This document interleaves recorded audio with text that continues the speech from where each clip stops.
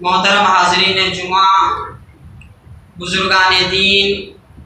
ملت اسلامیہ کے نوجوانوں، عزیز بچوں اور پردہ نشین خواتین اسلام، ہم سب ماہ رمضان سے گزر رہے ہیں۔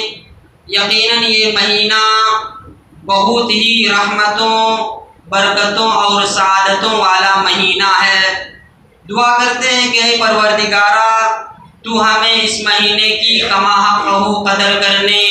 اس مہینے میں زیادہ سے زیادہ نیک اعمال کرنے کی توفیق عطا فرما،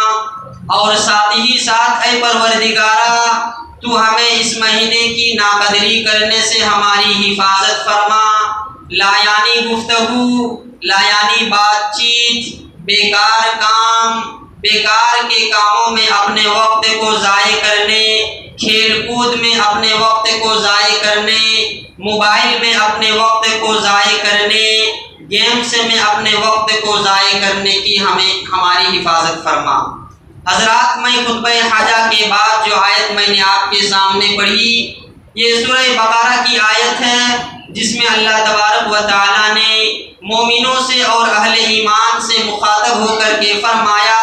یا ایھا الذین آمنوا کتب علیکم الصیام، کہ اے اہل ایمان، اے مسلمانوں، اے مومنوں، تمہارے اوپر روزے فرض کیے گئے ہیں، کما کتب علی الذین من قبلکم، جیسا کہ تم سے پہلے لوگوں پر روزے فرض کیے گئے تھے۔ تو بات یہ معلوم ہوئی کہ روزوں کو اللہ تبارک و تعالیٰ نے صرف امت محمدیہ پر ہی فرض نہیں کیا، بلکہ امت محمدیہ سے پہلے جتنی بھی قومیں تھیں، جتنے بھی لوگ آئے، تمام لوگوں پر اللہ نے روزوں کو فرض کیا تھا۔ اچھا، ان روزوں کا مقصد کیا ہے؟ رمضان کے روزوں کو فرض کرنے کا مقصد کیا ہے، ریزن کیا ہے؟ اللہ تبارک و تعالیٰ نے ایک لفظ میں فرمایا، لعلکم تتقون۔ رمضان کے روزوں کا مقصد یہ ہے کہ تم متقی بن جاؤ، اللہ سے ڈرنے والے بن جاؤ، پرہیزگار بن جاؤ،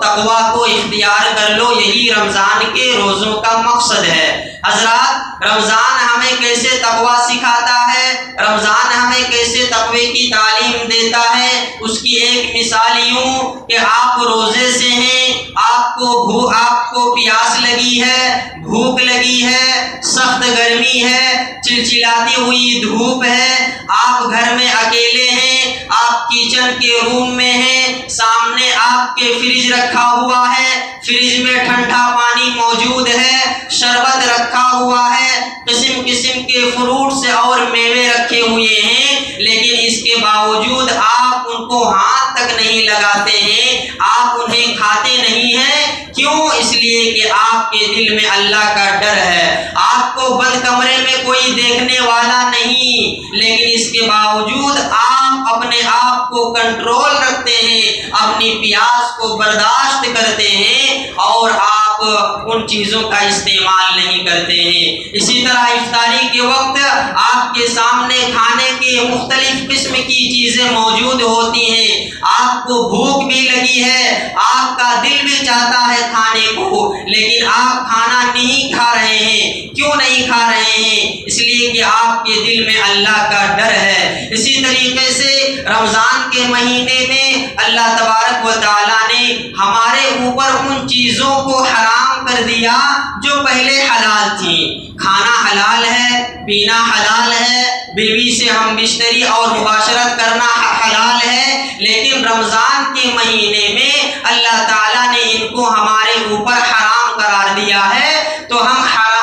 حلال چیزوں کو بھی رمضان کی وجہ سے، روزہ کی وجہ سے اپنے اوپر حرام کر لیتے ہیں، حلال چیزوں کا بھی ہم استعمال نہیں کرتے ہیں، اس لیے کہ اللہ نے ہمیں روزے کی حالت میں ان چیزوں سے منع کیا ہے، ان چیزوں کو حرام قرار دیا ہے۔ تو روزے کا یہ ہمیں سبق دیتا ہے کہ جس طرح تم رمضان کے مہینے میں روزے کی حالت میں حلال چیزوں سے بھی اپنے آپ کو بچاتے ہو، محض اللہ کے کے حکم کی وجہ سے، اسی طرح بقیہ 11 مہینے میں بھی اللہ نے جن چیزوں کو تمہارے اوپر حرام قرار دیا ہے ان چیزوں سے اپنے آپ کو بچاؤ۔ صرف رمضان کے ایک مہینے میں نہیں، سال کے پورے مہینے 11 مہینے آپ کو اللہ کی حرام کردہ چیزوں سے بچنا ہے۔ حضرات، اللہ تبارک و تعالیٰ نے روزوں کا جو مقصد بیان کیا وہ ہے تقویٰ۔ تقویٰ کیا ہے؟ تقویٰ کسے کہتے ہیں؟ تقویٰ کا تو کیا امیر المومنین عمر بن خطاب رضی اللہ تعالیٰ عنہ نے ایک مرتبہ ابی بن کعب رضی اللہ تعالیٰ عنہ سے سوال کیا کہ اے ابی بن کعب، مت تقویٰ بتاؤ، تقویٰ کسے کہتے ہیں؟ تقویٰ کس چیز کا نام ہے؟ تو ابی بن کعب رضی اللہ تعالیٰ عنہ نے اس کو جواب دیتے ہوئے کہا، دیکھیے عمر بن خطاب جو ابی بن کعب سے تقویٰ کے بارے میں پوچھ رہے ہیں، اس کا یہ مطلب نہیں کہ عمر رضی اللہ تعالیٰ عنہ کو تقوی کی تعریف معلوم نہیں ہے، بلکہ تقوی کی تعریف عمر کو بھی معلوم ہے، لیکن یہ علم والوں کا انداز ہوتا ہے کہ جب وہ علم والے سے ملتے ہیں تو وہ علم والے سے زیادہ فائدہ اٹھانے کی کوشش کرتے ہیں، استفادہ کرنے کی کوشش کرتے ہیں۔ وہ یہ نہیں سمجھتے ہیں کہ ہم ہی سب کچھ ہیں، ہمارے پاس ہی سارا علم موجود ہے، علم والے کے دل میں کبھی یہ خیال نہیں آتا۔ تو یہی وجہ ہے کہ عمر بن خطاب نے ابی بن کعب سے پوچھا کہ اے ابی بن کعب بتاؤ تقویٰ کیا ہے، تقویٰ کس چیز کا نام ہے؟ تو ابی بن کعب رضی اللہ تعالیٰ عنہ نے تقوی کی بڑی بہترین تعریف کرتے ہوئے عمر بن خطاب سے کہا کہ اے امیر المومنین، کیا آپ کا گزر ایسے راستے سے ہوا ہے جو کانٹے دار راستہ ہو؟ جو کانٹے دار راستہ ہو، کیا آپ کا گزر زندگی میں کبھی ایسے راستے سے ہوا ہے؟ وہ راستہ جو کانٹے سے بھرا ہوا ہو، چاروں طرف کانٹے ہی کانٹے ہوں، کانٹے دار جھاڑیاں ہوں، کیا آپ کا گزر ایسے راستے سے ہوا ہے؟ تو ابی بن کعب نے کہا کہ اگر آپ کا گزر ایسے راستے سے ہوا تو آپ اس راستے سے کیسے گزریں گے؟ تو عمر بن خطاب نے کہا کہ اگر میرا گزر کانٹے دار جھاڑیوں کے راستے سے ہوگا تو میں اپنے آپ کو بہت بچا کر کے اس راستے سے گزروں گا، بہت احتیاط کے ساتھ اس راستے سے گزروں گا، میں خیال رکھوں گا کہ کہیں میرے کپڑے کانٹے سے لگ نہ جائے، میں خیال رکھوں گا کہ کہیں میرے بدن کانٹے سے چبھ نہ جائے، میں خیال رکھوں گا کہ میرا دامن کہیں کانٹے سے لگ نہ جائے، میں بہت ہی بچ کر کے اس راستے سے گزروں گا جو راستہ کانٹے دار جھاڑیوں سے بھرا ہوا ہو۔ تو ابی بن کعب رضی اللہ تعالیٰ عنہ کہتے ہیں کہ یہی تقویٰ ہے، یہی تقویٰ ہے کہ انسان زندگی گزارے، انسان کی زندگی کے سامنے شیطان نے بہت سے برائی کے راستے کھول کر کے رکھے ہیں۔ اس دنیا میں کفر کا راستہ کھلا ہوا ہے، شرک کا راستہ کھلا ہوا ہے، بدعت و خرافات کا راستہ کھلا ہوا ہے، رسم و رواج کا راستہ کھلا ہوا ہے۔ تو تقویٰ یہ ہے کہ انسان اس دنیا میں زندگی گزارتے ہوئے اپنے آپ کو شرک سے بچائے، اپنے آپ کو کفر سے بچائے، اپنے آپ کو بدعت و خرافات سے بچائے، اپنے آپ کو رسم و رواج سے بچائے۔ جس طرح ایک انسان کانٹے دار جھاڑیوں سے گزرتے ہوئے اپنے آپ کو کانٹوں سے بچاتا ہے، اسی طرح ایک متقی انسان کو دنیا سے گزرتے ہوئے، دنیا کے سفر کو طے کرتے ہوئے ان تمام برائیوں سے اپنے دامن کو بچا کر کے اسے گزرنا ہے۔ حضرات، جب ہم قرآن مجید کا مطالعہ کرتے ہیں تو قرآن مجید میں اللہ تبارک و تعالیٰ نے لفظ تقویٰ کو مختلف صیغوں کے ساتھ، کہیں اتقوا اللہ کہا تو کہیں ان للمتقین مفازہ کہا، تقوی کو مختلف صیغوں کے ساتھ 250 سے زائد مرتبہ قرآن میں یہ لفظ آیا ہے۔ 250 سے زائد مرتبہ اللہ تعالیٰ نے تقوی کے لفظ کو قرآن میں بیان کیا ہے، اور اللہ تبارک و تعالیٰ نے مختلف انداز سے، مختلف پہلوؤں سے تقوی کی اہمیت اور فضیلت کو بیان کیا ہے۔ حضرات، سب سے پہلی تقوی کی فضیلت یہ ہے کہ ہماری یہ جو زندگی ہے، ہماری زندگی کا سب سے بہترین اگر کوئی زیادہ سفر ہے، ہماری زندگی کا اگر کوئی سب سے بہترین توشہ ہے، سے بہترین سامان ہے تو وہ ہے تقوی۔ اللہ تعالیٰ نے فرمایا وَتَزَوَّدُوا فَإِنَّ خَيْرَ الزَّادِ التَّقْوَىٰ کہ اے لوگو زیادہ سفر لے لو، سفر کا توشہ لے لو، سفر کا سامان لے لو، اور وہ سفر کا سامان کیا ہے؟ تقوی سفر کا سامان ہے، تقوی ہی تمہارے سفر کا سامان ہے۔ جس طرح ایک مسافر لمبے سفر میں نکلتا ہے، لمبی وہ مسافت طے کرنے کے لیے جاتا ہے، مثلا آپ یہاں سے ممبئی جا رہے ہیں، آپ نے ممبئی جانے کے لیے ٹکٹ نہیں خریدا، آپ نے ممبئی جانے کے لیے راستے میں جو ضروری سامان ہے ان کو آپ نے ساتھ میں لے لیا اور آپ ممبئی کے سفر میں چل پڑے، تو کیا آپ ممبئی پہنچ جائیں گے؟ آپ کو کتنی دیر لگ جائے گی ممبئی پہنچنے میں؟ آپ ممبئی نہیں پہنچ سکتے ہیں جب تک آپ کے ساتھ سفر سامان نہ ہو، سفر کا جب تک آپ کے پاس چیزیں نہ ہو آپ سفر طے نہیں کر سکتے، ممبئی نہیں پہنچ سکتے۔ ٹھیک اسی طرح ایک متقی کی زندگی میں جب تک سفر تقویٰ نہ ہو، اس کی زندگی میں جب تک تقویٰ نہ ہو، اس کے سفر میں جب تک تقوی کا سامان نہ ہو، اس کے سفر میں جب تک تقوی کا توشہ نہ ہو، وہ انسان جنت میں نہیں پہنچ سکتا ہے۔ وہ انسان جنت کے سفر میں چل سکتا ہے لیکن جنت کو کبھی پا نہیں سکتا۔ جس طرح آپ سفر کے سامان کے بغیر ممبئی کے سفر پر نکلے، آپ ممبئی نہیں پہنچ پائیں گے، اسی طرح آپ اگر تقوی کے بغیر جنت کے راستے میں نکلیں گے، تقوی کے بغیر جنت کو پانے کی کوشش کریں گے تو آپ جنت کو پا نہیں سکتے۔ اس لیے ہماری زندگی کا سب سے بہترین اگر کوئی سامان ہے تو وہ تقویٰ ہے۔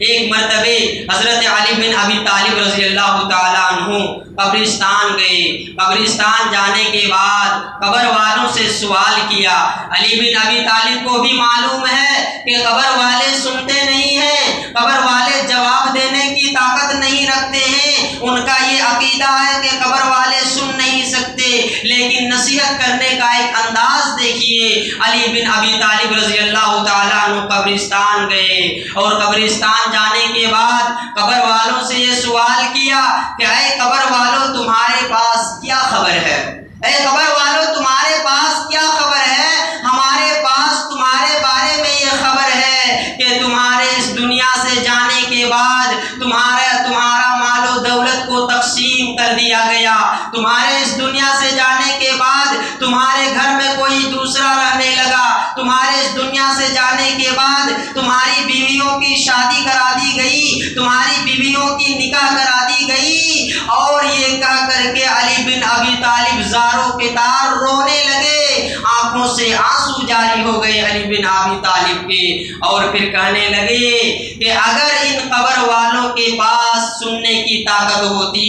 اگر ان قبر والوں کے پاس بولنے کی طاقت ہوتی تو یہ کیا کہتے معلوم؟ یہ قبر والے کہتے انا وجدنا خیر زاد التقوی، انا وجدنا خیر زاد التقوی، کہ ہم نے اپنی زندگی کے سفر میں سب سے بہترین اگر کوئی توشہ پایا تو وہ تقوی کا توشہ ہے۔ ہم نے اپنی زندگی کے سفر میں سب سے بہترین اگر کوئی سامان پایا تو وہ تقوی کا سامان ہے۔ تو یہ تقوی بہت بڑی چیز ہے حضرات، اور اسی طرح یہ جو تقوی ہے یہ اللہ کی وصیت ہے اور اس کے رسول کی وصیت ہے۔ نصیحت اور وصیت میں تھوڑا سا فرق ہوتا ہے۔ نصیحت یہ وصیت یا بہت اوپر کی چیز ہوتی ہے،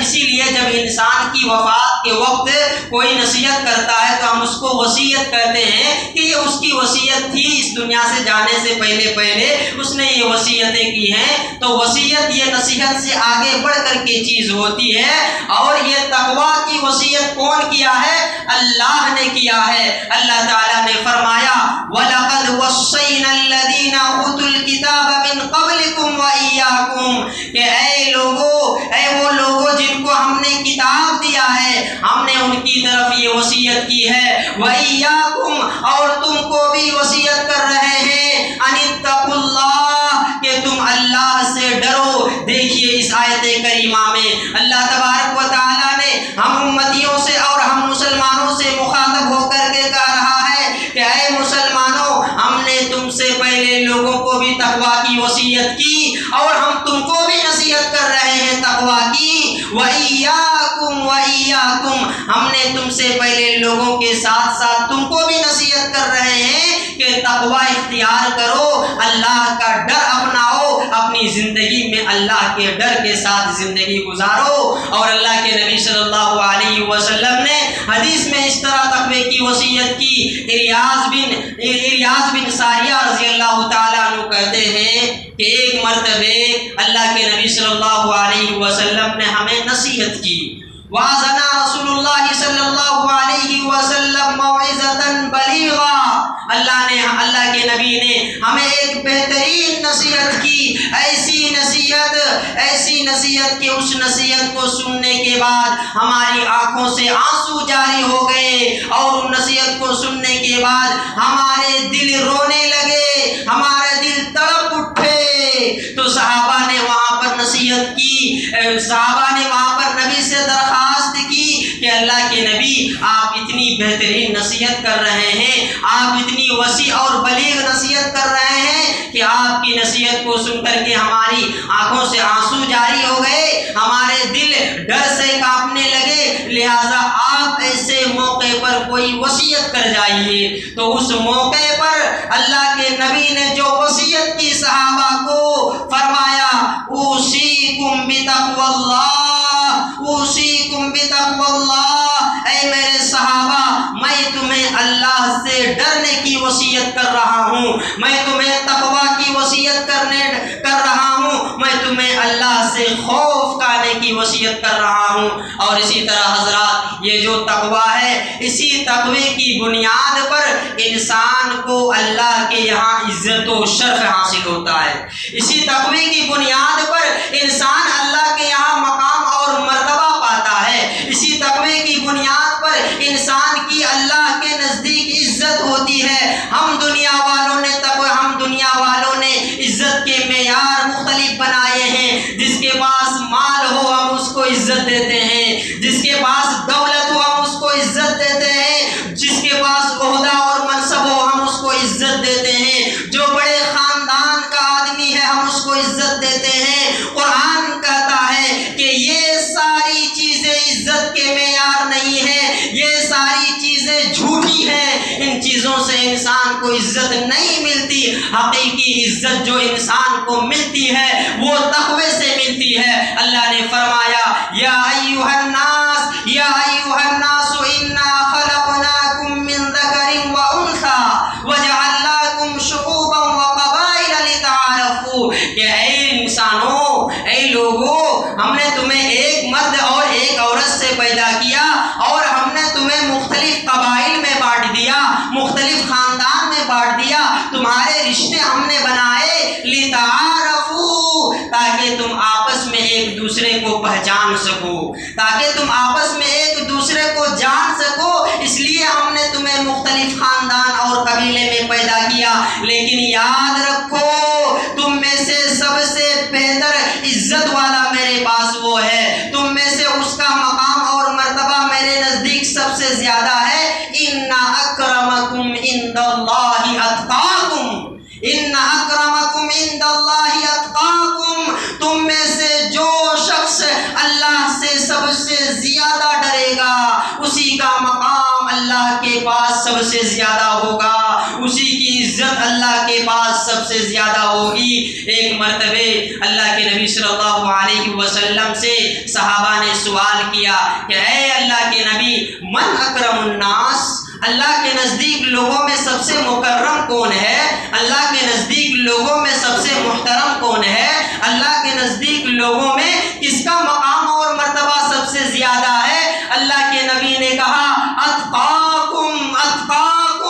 لوگوں میں سب سے زیادہ جو اللہ سے ڈرنے والے ہیں ان کا مقام اللہ کے نزدیک سب سے زیادہ ہے۔ اسی طرح حضرات یہ جو تقوی ہے، جس تقوی سے ہمیں آخرت میں بہت ساری نعمتیں ملتی ہیں، بہت سارے انعامات ملتے ہیں، انہی انعامات میں سے ہمیں دنیا میں بھی بہت ساری نعمتیں ہمیں یہ تقوی عطا کرتا ہے۔ یہ تقوی ہمیں بہت سارے فائدے دنیا میں ہی دیتا ہے، آخرت میں تو دے گا ہی دے گا، آخرت سے پہلے دنیا میں یہ تقویٰ ہمیں بہت کچھ دے کر کے جاتا ہے، بہت ساری ہماری زندگی میں خیر اور برکت چھوڑ کر کے جاتا ہے۔ اللہ کے قرآن میں ایک ایسی جگہ ہے جہاں پر اللہ تعالیٰ نے اس انسان کا ذکر کیا ہے جس انسان کے خلاف لوگوں نے سازشیں کی ہیں، جس انسان کو نقصان پہنچانے کی دنیا والوں نے منصوبے بنا لیے ہیں، جس انسان کو مارنے کی پلاننگ دنیا والوں نے بنا لی ہے، جس انسان کو نقصان پہنچانے کا ارادہ دنیا والوں نے کر لیا ہے۔ قرآن کہتا ہے کہ اگر اس انسان کو دنیا والوں کی مصیبت سے، دنیا والوں کی نقصان سے اگر بچنا ہے تو اسے دو کام کرنا ہوگا۔ وہ انسان جس کو ساری دنیا نقصان پہنچانے پر تلی ہوئی ہے، وہ انسان جس کو دنیا پریشانی اور مصیبت کے پہاڑ توڑنے کے لیے تیار ہے، لیکن قرآن کہتا ہے کہ اگر وہ انسان لوگوں کے نقصان سے بچنا چاہتا ہے تو اسے دو کام کرنے ہوں گے۔ اگر انسان دو کام کرے گا تو دنیا کی کوئی طاقت اس کو نقصان نہیں پہنچا سکتی، دنیا کی پلاننگ اسے نقصان نہیں پہنچا سکتی، دنیا کے لوگوں کے ارادے اسے نقصان نہیں پہنچا سکتے۔ قرآن کہتا ہے وَإِن تَصْبِرُوا وَتَتَّقُوا لَا يَضُرُّكُمْ كَيْدُهُمْ شَيْئًا، کہ اگر صبر کرو گے، اگر صبر کرو گے اور اللہ کا تقویٰ اپناؤ گے، اللہ کا ڈر اپناؤ گے تو دشمنوں کی سازشیں تمہیں کچھ بگاڑ نہیں سکتی، دنیا والوں کے نقصان تمہیں کچھ نقصان نہیں پہنچا سکتی، دنیا والوں کے مکر و فریب دھرے کے دھرے رہ جائیں گے اور تمہیں کوئی دنیا والوں کی مصیبتیں نقصان نہیں پہنچائیں گی اگر تم صبر کرو گے اور تقویٰ اختیار کرو گے۔ اسی طرح حضرات سورہ طلاق کے اندر اللہ تبارک و تعالیٰ نے متقی انسان سے 5 چیزوں کا وعدہ کیا ہے۔ اللہ تعالیٰ نے متقی انسان سے سورہ طلاق میں 5 چیزوں کا وعدہ کیا ہے۔ سورت کا نام ہی ہمیں بتاتا ہے کہ سورہ طلاق میاں بیوی کے مسئلے، میاں بیوی کی الجھنیں، میاں بیوی کی جھگڑے، میاں بیوی کے پرابلمس، میاں بیوی کی زندگی میں جو مسائل ہیں، اگر ان مسائل کا حل چاہتے ہو تو سورہ طلاق پڑھو، اگر ان مسائل کا حل چاہتے ہو تو اللہ تعالیٰ نے سورہ طلاق میں جو پیغام دیا ہے اس پیغام کو پڑھو اور اس پیغام پر اور اس نصیحت پر عمل کرو۔ حضرات یہ جو تقویٰ ہے زندگی کی پریشانیوں کا حل تقویٰ ہے، زندگی کی مصیبتوں سے نکالنے کا حل تقویٰ ہے، زندگی کی بیماریوں سے شفا کا راستہ تقویٰ ہے، زندگی کی الجھنوں، زندگی کی ٹینشنوں اور پریشانیوں اور مصیبتوں سے اگر نکلنا چاہتے ہو تو یہ تقویٰ تمہیں نکالے گا۔ قرآن کیا کہتا ہے؟ قرآن کہتا ہے وَمَن يَتَّقِ اللَّهَ يَجْعَل لَّهُ مَخْرَجًا۔ عربی زبان سمجھنے والے کتنی بڑی بات کہی ہے اللہ تعالیٰ نے، آپ غور بھی نہیں کر سکتے ہیں۔ اللہ تعالیٰ نے کیا کہا؟ وَمَن يَتَّقِ اللَّهَ يَجْعَل لَّهُ مَخْرَجًا۔ جو انسان تقویٰ اختیار کرے گا، جو انسان اللہ کے ڈر کو اپنائے گا، يَجْعَل لَّهُ مَخْرَجًا، اللہ تعالیٰ اس کے ہر مصیبت سے نکلنے کا راستہ اسے دے دے گا، دنیا کی ہر مصیبت سے نکلنے کا راستہ اسے اللہ تعالیٰ دکھا دے گا۔ ایک نہ ایک دن متقی انسان اپنی پریشانیوں سے، اپنی مصیبت سے ضرور نکل کر کے باہر آئے گا ہی۔ اور دوسرا وعدہ جو اللہ تعالیٰ نے متقی سے کہا کہ متقی سے کیا وہ یہ ہے وَيَرْزُقُهُ مِنْ حَيْثُ لَا يَحْتَسِبُ، وَيَرْزُقُهُ مِنْ حَيْثُ لَا يَحْتَسِبُ، کہ جو انسان تقویٰ اختیار کرے گا، اللہ کے ڈر کو اپنائے گا، اللہ تعالیٰ اس انسان کو ایسی جگہ سے روزی دے گا جہاں سے اس کا وہم و گمان بھی نہیں تھا کہ یہاں سے مجھے روزی ملے گا، جہاں سے اس کے دماغ نے ارادہ بھی نہیں کیا تھا کہ مجھے یہاں سے روزی ملے گی، وہاں سے اللہ تعالیٰ روزی اس آدمی کو دے گا جو متقی ہوگا۔ اور اسی طرح جو متقی تقویٰ اختیار کرے گا اس سے اللہ تعالیٰ نے جو تیسرا وعدہ کیا وہ یہ کہ وَمَن يَتَّقِ اللَّهَ يَجْعَل لَّهُ مِنْ أَمْرِهِ يُسْرًا، کہ جو آدمی تقویٰ اختیار کرے گا، جو آدمی اللہ سے ڈرے گا، اللہ تعالیٰ اس کے معاملے کو آسان کر دے گا۔ يَجْعَل لَّهُ مِنْ أَمْرِهِ يُسْرًا،